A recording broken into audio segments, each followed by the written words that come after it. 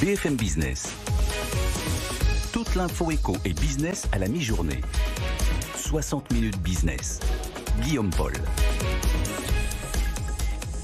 Allez, midi 10 en direct, toujours de la Paris Blockchain Week Summit, troisième édition ici au Palais Brongniart à Paris. On est ensemble jusqu'à 13h, 60 minutes business pour parler avec vous de tout ce dont on parle ici depuis hier et aujourd'hui encore avec beaucoup de passion. Crypto, NFT, métaverse, interopérabilité, réglementation aussi. On va parler de ça en parlant de vous, tout simplement, vous Français qui êtes...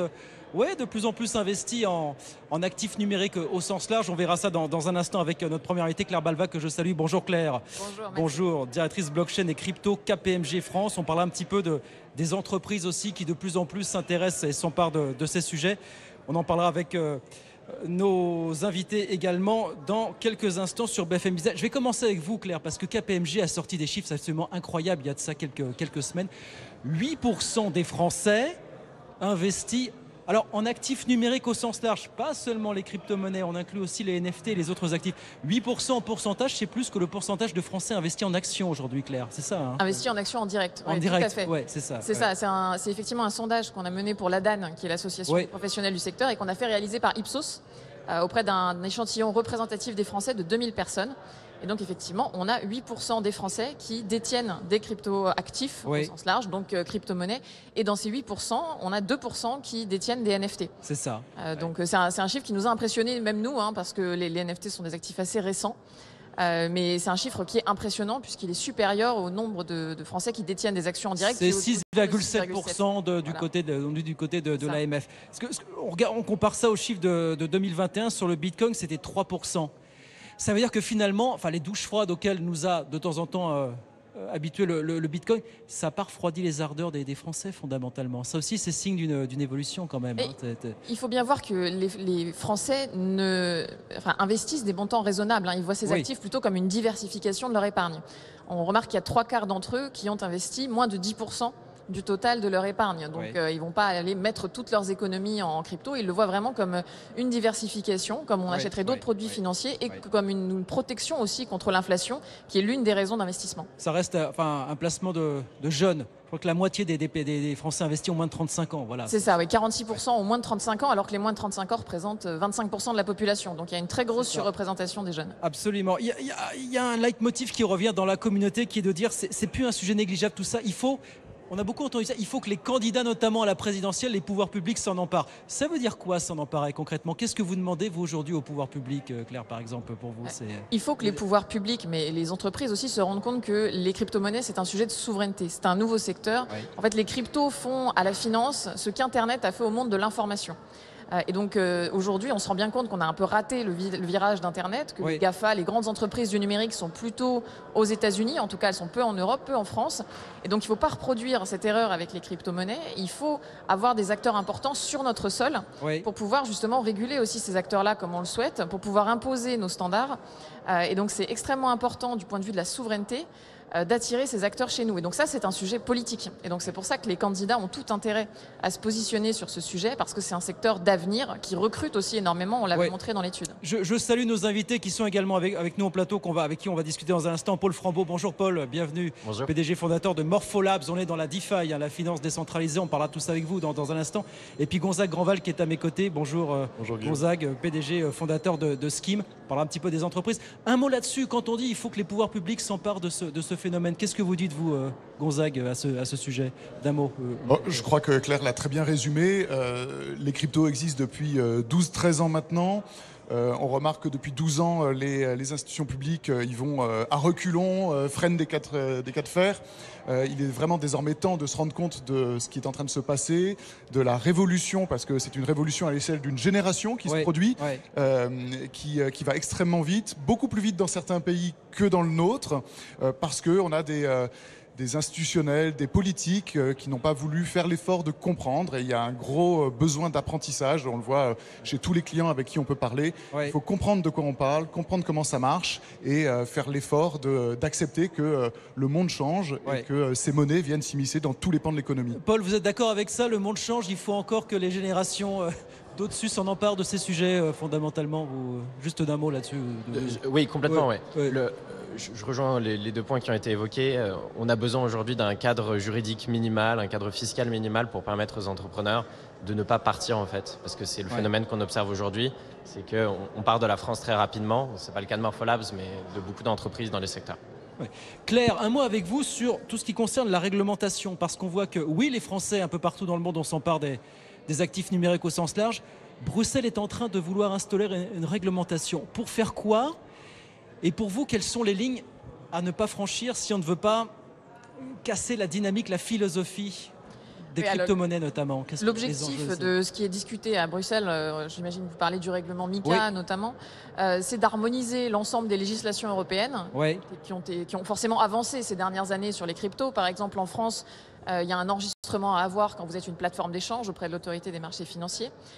Et donc l'idée, c'est d'harmoniser ça au niveau de l'Europe pour avoir un seul agrément, pour avoir une réglementation qui est unifiée et pas des législations qui sont très différentes d'un pays à l'autre. Donc c'est une volonté qui est tout à fait logique et même très saine pour permettre aux acteurs de se développer dans l'ensemble de l'Union européenne. Le risque, bien sûr, c'est d'aller un peu trop loin dans cette réglementation et de créer une barrière à l'entrée qui serait trop forte pour des entrepreneurs qui veulent se développer. On voit aujourd'hui que les plus gros acteurs de la crypto sont pas en Europe, sont plutôt aux États-Unis, sont plutôt hors de l'Union européenne. Et donc le gros enjeu pour la souveraineté de l'Europe, c'est de permettre, par exemple, la création de stablecoin euros, c'est de permettre le développement de plateformes d'échange qui soient aussi grosses ou en tout cas qui atteignent les mêmes tailles que celles qu'on voit aux États-Unis, en Chine ou ailleurs. Et là, aujourd'hui, on n'y est pas tout à fait parce que le sujet crypto est abordé par l'angle risque, plus que par l'angle opportunité. Oui, Gonzague, un mot là-dessus. On parle beaucoup de la philosophie crypto. Alors, il y a les questions du respect de la vie privée, de l'intimité. On parle beaucoup de c'est quoi la philosophie crypto, la philosophie blockchain? Alors, permettez-moi de revenir sur ce que disait Claire. On a l'impression qu'en Europe, la priorité, c'est de savoir comment est-ce qu'on va réguler l'environnement crypto. Et au même moment, en Grande-Bretagne, l'objectif, c'est de savoir comment on va attirer, comment on va rendre le territoire attractif pour l'économie crypto. Donc il y a vraiment 2 philosophies très différentes qui épuisent les Français et les Européens de voir que certains pays veulent faire des efforts considérables à la fois sur les sujets fiscaux pour rendre leur territoire attractif.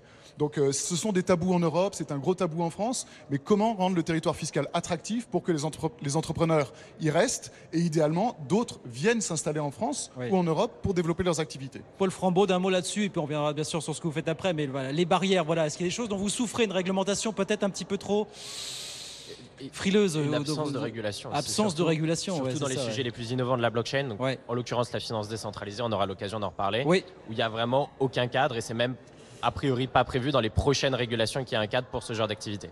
Claire, encore une question pour vous, Claire Balva chez KPMG France. Casser l'idée que le crypto peut-être plus que les devises, que le dollar, financer la drogue ou le terrorisme. Ça aussi, c'est un enjeu quand même apparemment. C'est un poncif qu'on entend depuis des années.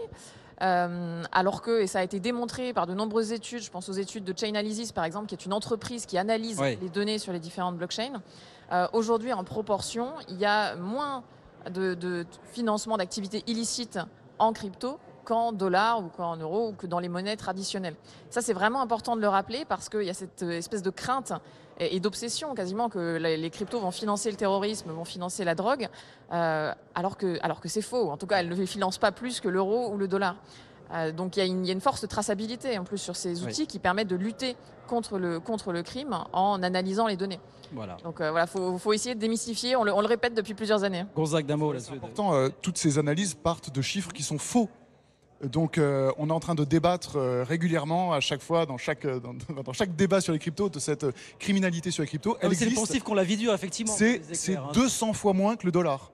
Donc c'est censé être l'outil favorisé pour les activités criminelles, c'est 200 fois moins que le dollar. Donc il faut là aussi être proportionnel dans les mesures qu'on prend sur les cryptos, laisser faire parce qu'on peut laisser faire avec ces niveaux de risque et regarder et puis réguler petit à petit en accompagnant, en laissant la voie ouverte. Gonzague, on reste avec vous. Alors on a beaucoup parlé des Français et des cryptos, on l'a dit, ça prend des actifs numériques au sens large.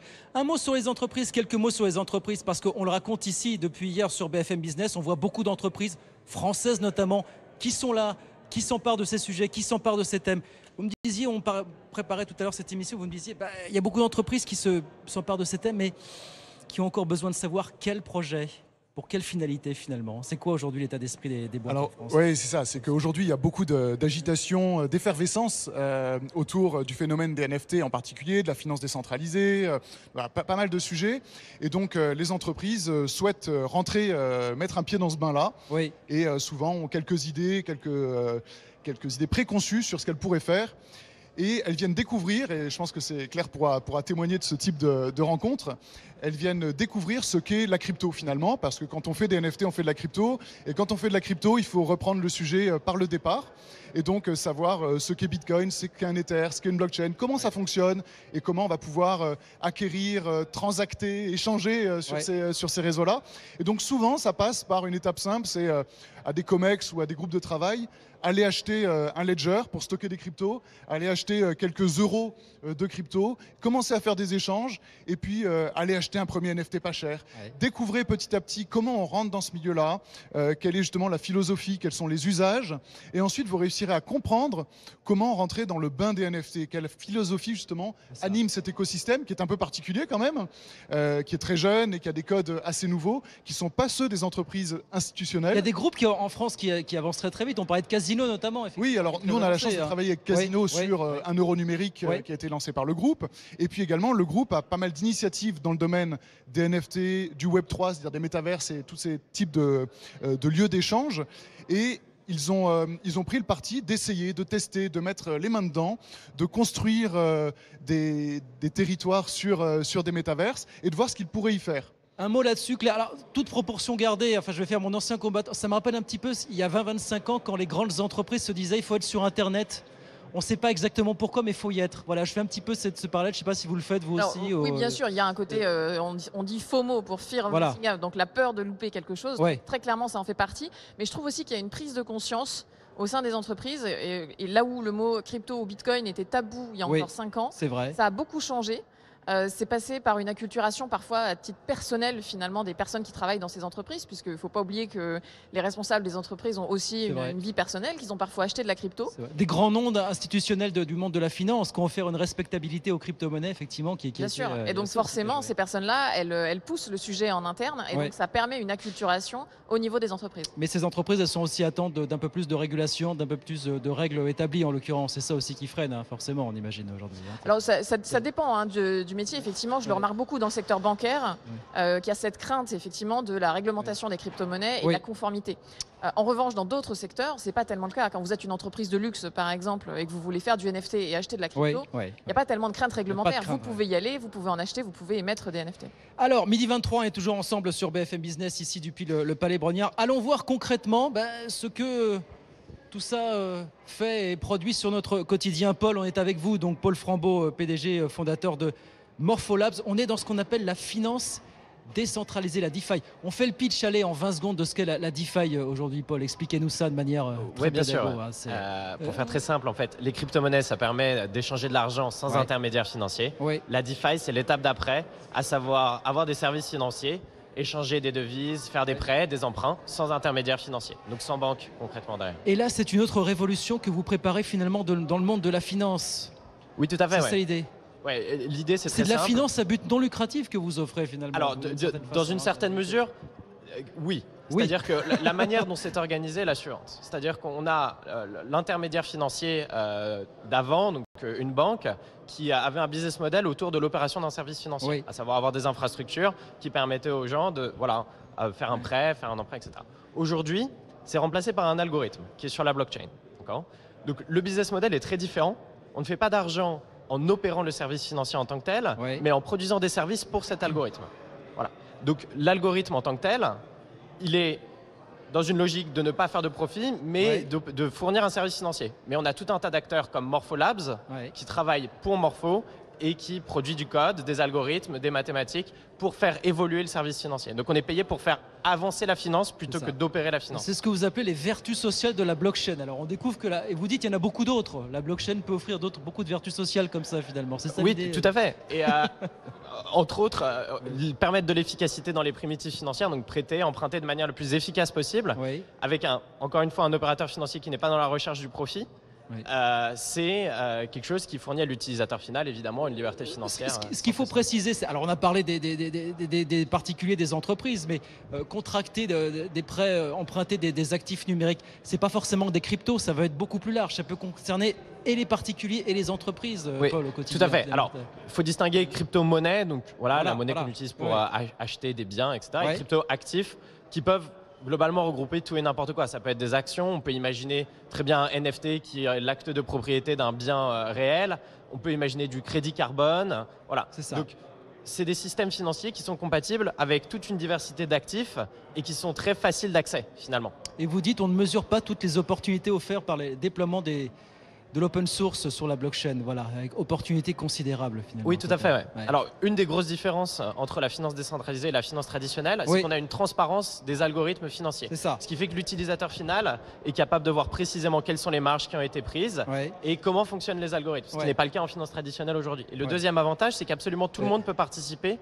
à améliorer ces algorithmes. C'est-à-dire qu'aujourd'hui, on a un petit millier de banques dans le monde qui ont chacune leurs infrastructures, chacune leur code qu'elles entretiennent. Aujourd'hui, on a un seul code qui peut remplacer l'ensemble de ces infrastructures. On voit qu'il y a une réduction des coûts, Ouais. qu'il y a une augmentation de la transparence et le fait que n'importe qui puisse contribuer. L'entreprise a été créée il y a 3-4 ans, 2018, c'est ça, 2019 Morpholabs Morpholabs, ouais. Morpholabs, c'était il y a 8 mois. 8 mois, pardon, c'était beaucoup plus tôt, 8 mois en l'occurrence. Vous avez fait une levée de fonds, je crois, à la fin de l'année dernière.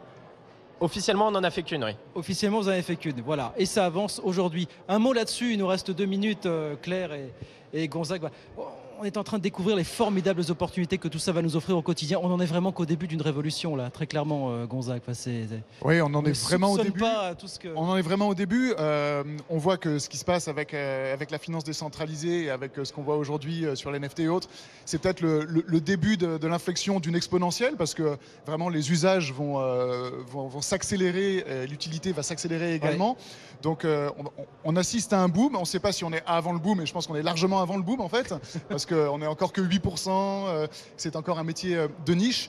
Mais oui, des usages de plus en plus nombreux, de plus en plus de monde qui s'investit, de plus en plus d'entreprises qui rentrent dedans, ou en investissement, ou en usage, ou en utilité.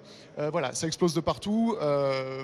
Et on voit tous les... Claire. Ouais, moi, je voudrais nuancer un peu le discours de Gonzague parce que moi, je suis arrivée dans l'écosystème en 2015. Gonzague était déjà là depuis un petit moment d'ailleurs. Et j'ai l'impression que depuis 2015, on dit que c'est encore que le début. Et donc, ça fait quasiment 7 ans qu'on se dit que c'est encore que le début. Et moi, ce qui m'inquiète, c'est qu'à force de se dire que c'est que le début, on va louper le virage et les politiques ne vont pas y aller, les institutions ne vont pas y aller parce que tout le monde se dit que finalement, on est encore au début et qu'on peut attendre encore un peu. On le louperait pour des raisons Voilà, juridiques, politiques. C'est votre crainte aujourd'hui, très clairement. Effectivement, de se dire finalement, c'est qu'un marché de niche, donc on n'y va pas. En fait, il faut y aller parce qu'on est en plein boom. Là, dans les investisseurs crypto, dans les fameux 8%, il y en a la moitié qui ont investi depuis moins de 3 ans. Donc, on est sur une tendance qui clairement s'accélère et le timing devient très court. On n'a pas beaucoup de temps pour prendre ce virage, pour attirer les entrepreneurs chez nous, pour faire en sorte que les entreprises se créent chez nous. Voilà, donc pour moi, il y a un sentiment d'urgence et même si on n'est encore qu'au début, bientôt, on n'en sera plus au début. Travail de pédagogie auprès des acteurs publics, des acteurs juridiques, auprès du grand public qui peut se dire aussi, c'est pas pour moi, je sais pas, Gonzague là-dessus. Alors là aussi, je pense que c'est les choses l'expérimentation, bougent, les choses avancent. Oui. On constate que chaque personne qui va posséder un premier ledger et qui va avoir un peu de crypto va passer la porte de ce monde-là et ne fera pas marche arrière. Donc il y a vraiment nécessité de rentrer, d'essayer, de tester pour découvrir et ne pas faire marche arrière justement. Et là on remarque un engouement assez considérable de tous les niveaux des classes, des plus jeunes aux plus âgés.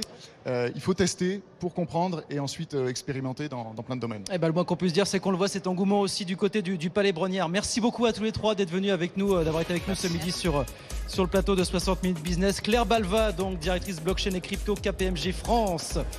Paul Frambeau, cofondateur de Morpholabs. Merci beaucoup Paul d'être passé nous voir. Merci beaucoup Gonzague Grandval, cofondateur et PDG de Skim avec nous sur BFM Business.